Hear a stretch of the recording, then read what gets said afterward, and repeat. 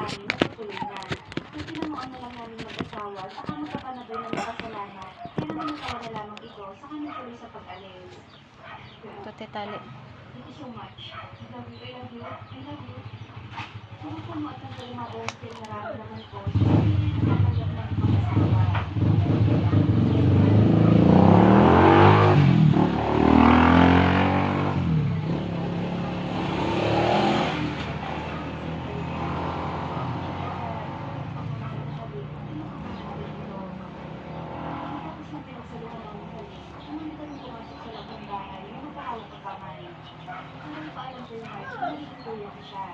Tiyak ko, natutuwa yun, kaya humihingi na lang sa akin ng kapatid.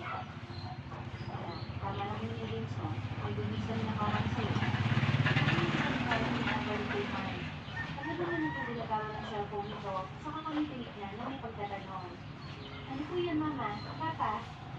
Tanongin ko sa amin, saka lumapit. At kumagin na siya sa amin. May pinamigay naman namin mag-asawa dahil napakalabog talaga ng Hoy!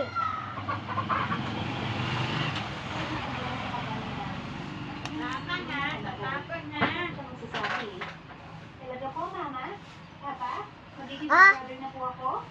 Yay! Ano po ang gender niya, Mama? Excited nito ang tanong, kaya hindi nila pinalaman ang buong ito. Nang bigla na lamang ito magsalita kami. Kaya malalaman ng gender ng baby kapag maliit ang dali. Kaya naman nagpatawa na lamang kami ni Evelyn dahil sa edad nitong 4 na taon ay marami na agad itong nalalaman.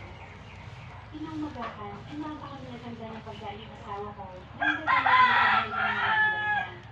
Nagising ko naman na si Mark saka kami sabay-sabay na kumain. Tapos, nakinig na kami pakita sa mga magulang ng asawa ko. Nung makikita ko na gawin, pinuksan ng malaking gate saka kami dumiretso na sa loob. At nung ako, ano pa pala sa pito? Ang asawa ko, ang mga ay, Diyos ko, pagkanak ko. Pagod na niya kami Evelyn ng kanyang akala naman nila na nahihingi ng tawad at tinundak naman agad ng ina nito. Pinasok naman kami sa loob at hindi naman ako at tinundak na pinupunta. Maraming salamat naman kung kumain na kayo dito. Diyos lang nakakaalam kung gano'n ko nalila sa anak kataputan. Hindi naman hindi kayo pagkakwento sa akin sabay hawak sa kamay ko. At hindi masimas yun. Hindi naman